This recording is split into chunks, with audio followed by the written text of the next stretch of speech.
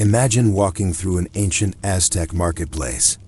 Around you are piles of maize, beans, and squash, but tucked quietly between them are bundles of wild greens, herbs, and little plants most of us today would call weeds.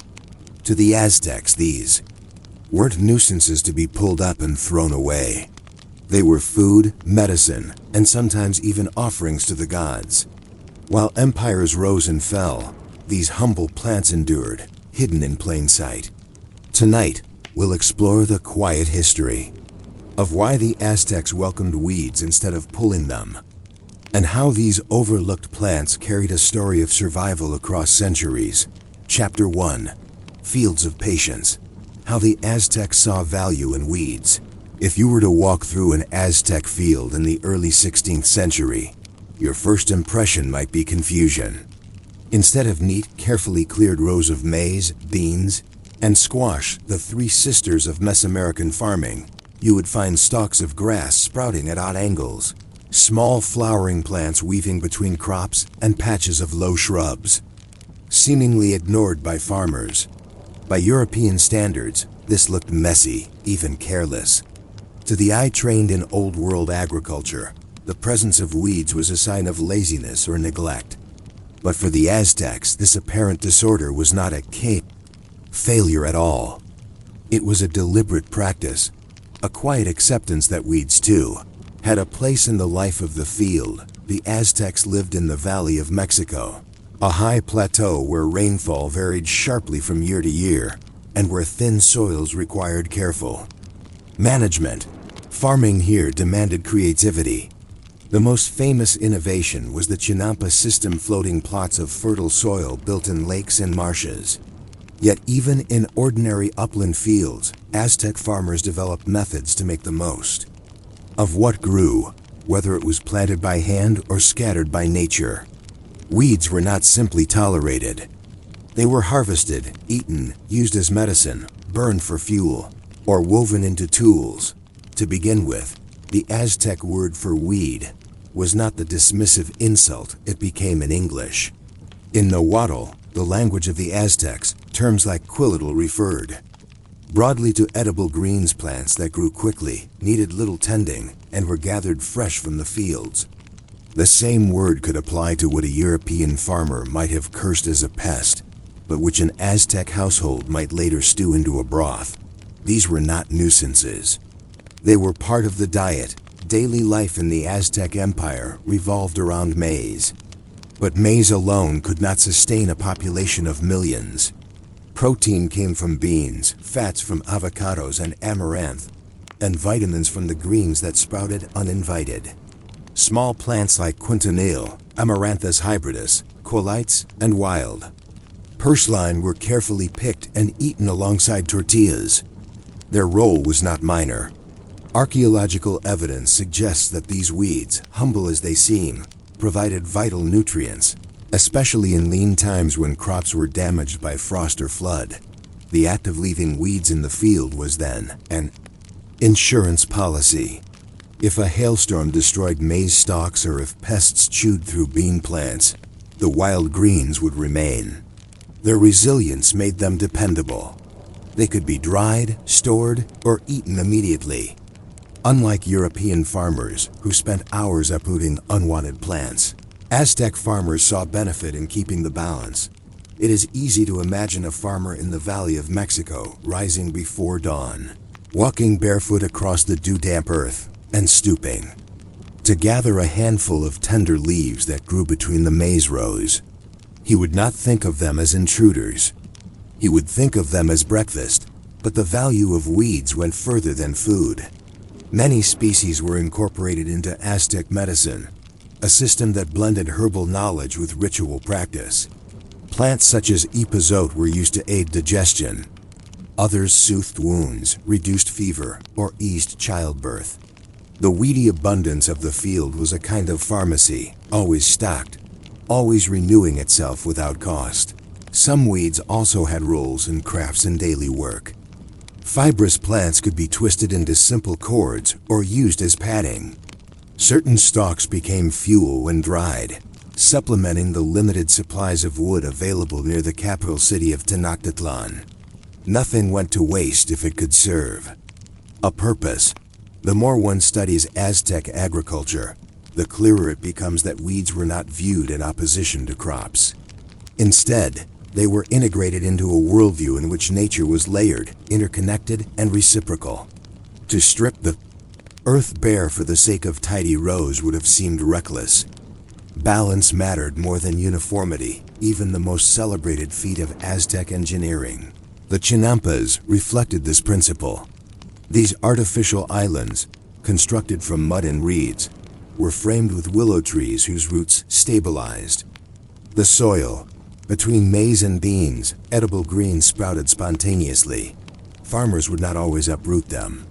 They harvested what was useful, allowing nature to fill the gaps. In this way, every inch of the chinampa produced something of value, whether planned or not. From the outside, it might seem like a small detail. Weeds left standing, weeds occasionally eaten. But within it lies a larger philosophy of survival.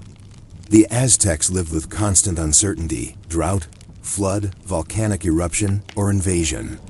To endure, they built a society that prized adaptability. If the maize failed, the weeds could sustain them. If the fields flooded, the floating chinampas could still yield. Resilience was not about fighting against nature. It was about working with it, even with its untidy, overlooked parts. There's another side to this story, however. The Spanish conquerors who arrived in 1519 viewed Aztec fields through very different eyes. To them, weeds signified weakness and lack of discipline. They believed the land should be improved through European techniques: plowing, clearing, fencing, and strict monoculture. Their agricultural ideals were rooted in centuries of European struggle against weeds, where unwanted plants competed fiercely with grains in the damp fields of England, Spain, or France. The Spanish conquest would eventually impose this new standard, and in doing so, erase much of the indigenous practice of treating weeds as allies. Yet even after the conquest, weeds did not vanish from the diet. Rural households continued to collect greens, maintaining a quiet tradition that survived beneath the weight of empire. Recipes for stewed quelites can still be found in Mexican kitchens today, a living memory of Aztec patience. The story of weeds in Aztec agriculture might sound uneventful, even dull, but in their quiet presence lies a record of how ordinary people endured the fragility of life in a vast empire. For the Aztecs, strength was found not only in grand temples or armies, but in the overlooked leaves growing in the soil, the fields. Of patience, filled with both crops and weeds, remind us that survival often depends on what others dismiss. And it leaves us with a curious thought. If weeds were once so welcome, so necessary, and so bound to survival, what else might we be? Overlooking today in our own surroundings, mistaking it for nuisance when it may in fact be sustenance? Chapter 2. The Spiritual and Social Lives of Aztec Weeds. When you imagine Aztec marketplace, the image that most often comes to mind is dazzling and overwhelming. Rows of cacao beans for barter, stacks of maize, live turkeys tethered by the leg, pottery painted in vibrant designs. Spanish accounts describe the great market of Tlatelolco as holding tens of thousands of people, all bartering, trading, and shouting. Yet tucked among these stalls, often in less conspicuous corners, were bundles of weeds' humble greens tied in neat bunches, dried herbs wrapped in reed mats, and baskets of small leaves that European visitors did not even bother to name. It is in these markets that the Aztec approach to weeds becomes even more vivid. What was casually gathered in the fields could travel into the very heart of Tenochtitlan. Weeds were not just survival food for peasants in rural villages. They were commodities, bought and sold, consumed in homes both common and noble. Spanish chroniclers recorded some of the most popular: quintonil, verdolagas, perslan, huauzontle, and epazote. Each carried its own flavor and use. Some were boiled into soups. Others were sautéed with chili peppers. Some acted as flavoring agents for beans or fish. For urban families without farmland, buying a bundle of weeds at market was as normal as purchasing maize or squash. In this way, the weeds tied together rural and urban life, but the story runs deeper than simple nourishment. The Aztecs lived in a world where plants carried spiritual meaning. Just as maize was more than food, it was the flesh of the gods, so too were the lesser plants bound into ritual. Priests recognized certain weeds as sacred offerings. Some were burned as incense, others were laid on altars.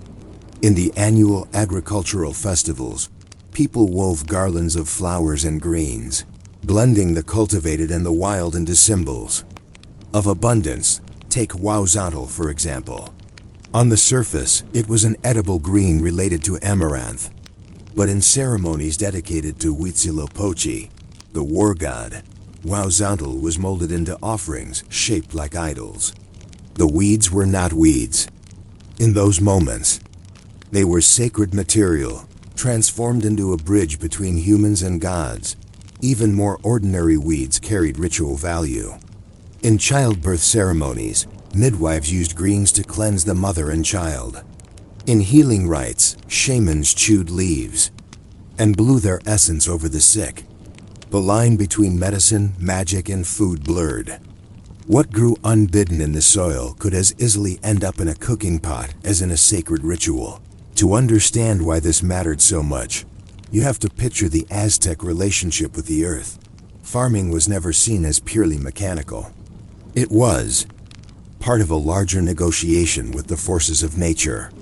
The earth goddess Tlatelolco demanded offerings of blood and maize, yet she also returned gifts in the form of plants. Every sprout was considered a sign of the earth's generosity. Weeds, far from being useless, proved that the soil was alive, abundant, and willing to share. The Spanish, upon seeing this, struggled to understand. To them, the division between crops and weeds was absolute. A field should be clean, orderly, and controlled. Anything outside that order was a threat. But to the Aztecs, the presence of weeds was not a threat, it was evidence of harmony. Consider again the chinampas, those artificial islands of cultivation. In the cracks between rows of maize, in the moist edges where the water met the soil, countless small plants grew. To leave them there was not laziness, it was respect.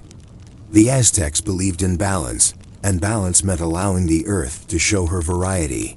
Beyond the fields and markets, weeds entered into the political and economic structure of the empire.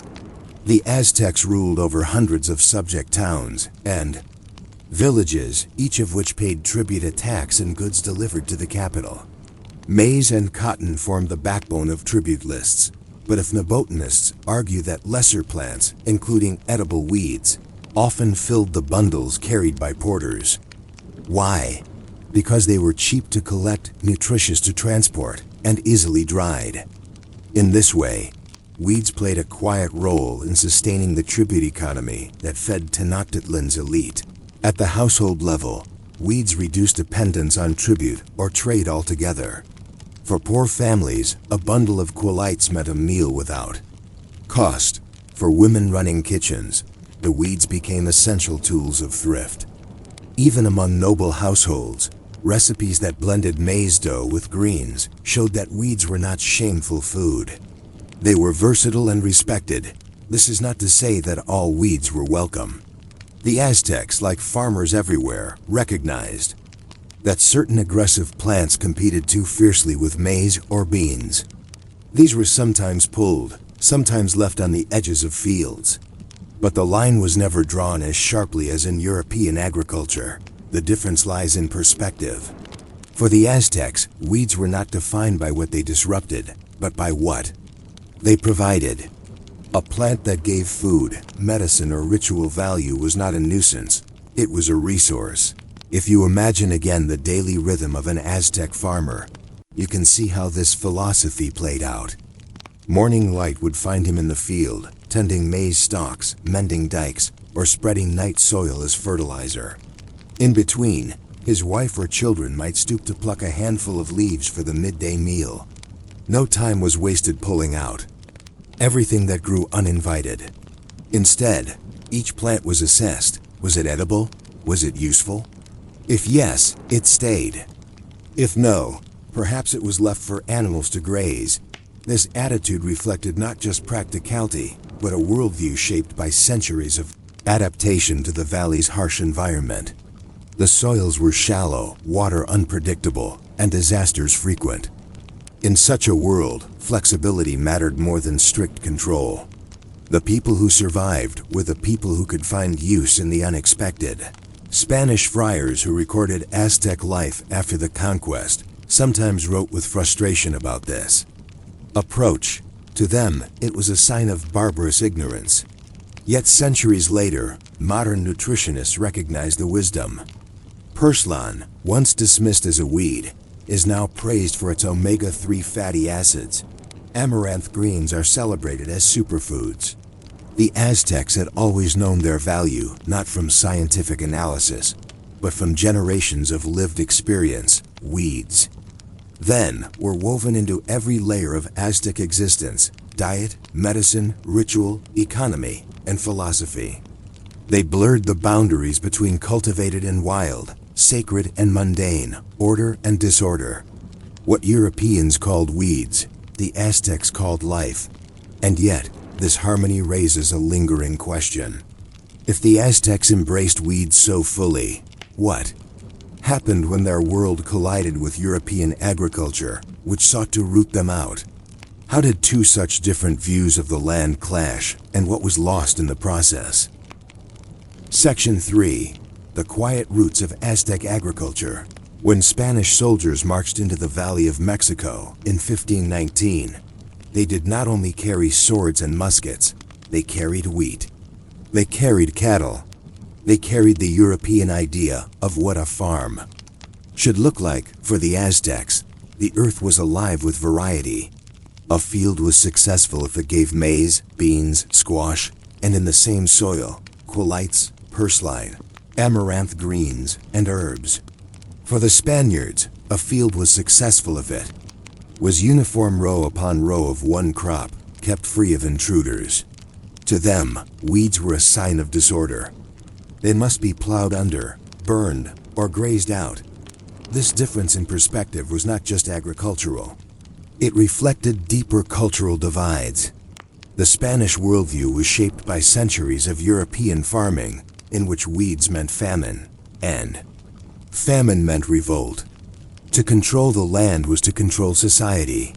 The Aztecs, by contrast, embraced flexibility and abundance. Their attitude toward weeds mirrored their broader belief that the earth gave freely. If only you learned to listen. The collision of these two systems began almost immediately after conquest. Spanish friars noted with irritation that indigenous farmers allowed useless herbs to grow among their maize. Colonial officials, seeking tribute in European crops like wheat and barley, encouraged the clearing of fields and the planting of monocultures. Ranching brought cattle, sheep, and goats, which trampled chinampas and grazed down the weedy margins that had once been sources of food. Yet weeds, resilient as ever, did not disappear.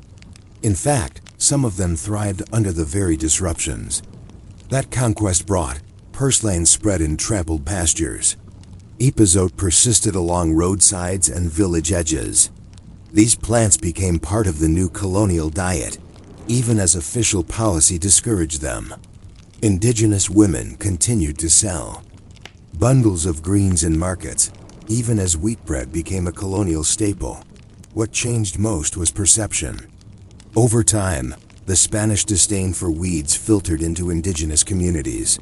The very plants that had once been celebrated as gifts of the earth were increasingly dismissed as poor man's food.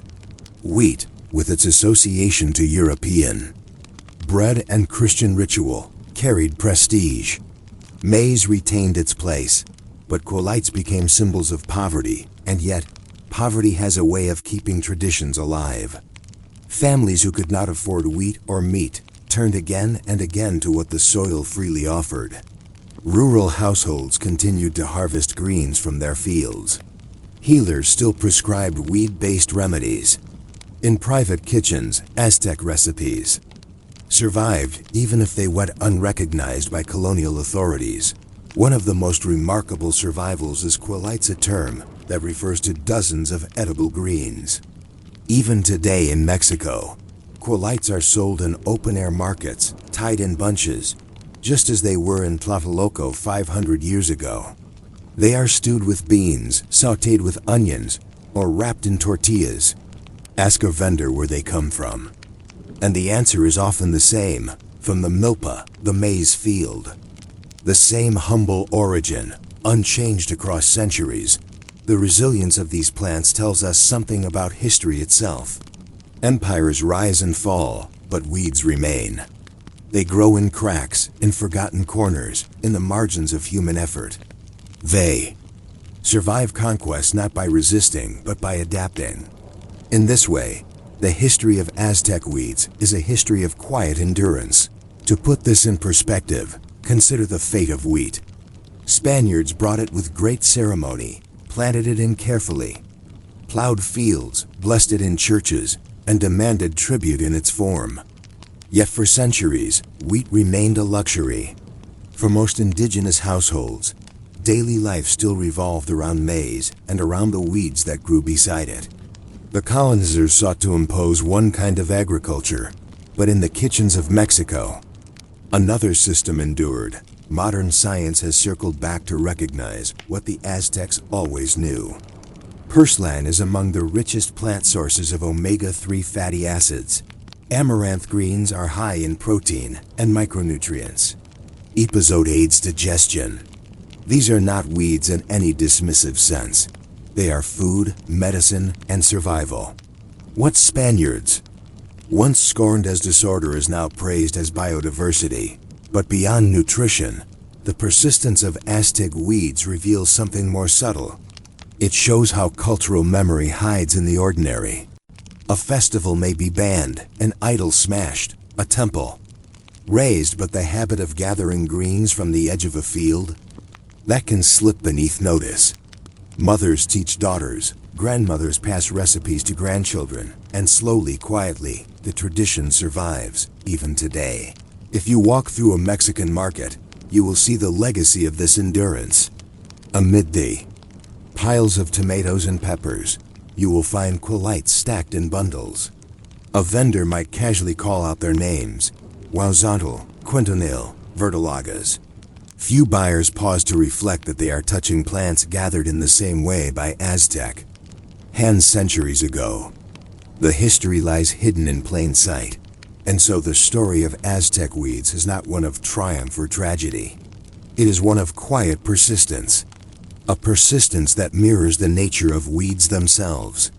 You can cut them down, plow them under, scorn them as useless, and still they return, pushing up through the soil, insisting on their place in the world. It raises a thought worth carrying forward. If weeds endured conquest, colonization, and centuries of disdain, what does that tell us about resilience itself? Perhaps history, like a field, is never as orderly as we imagine. Perhaps the most lasting legacies are not the monuments or the empires, but the humble plants and the humble people who refuse to disappear. Thank you for spending your time here with me tonight, listening to another piece of quiet, boring history.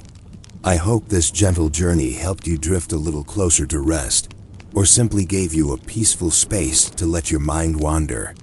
If you'd like more calm stories like this, I'd love for you to join me again. Please remember to like this video and subscribe to Quiet Boring Sleep so you'll always have a quiet companion waiting for you.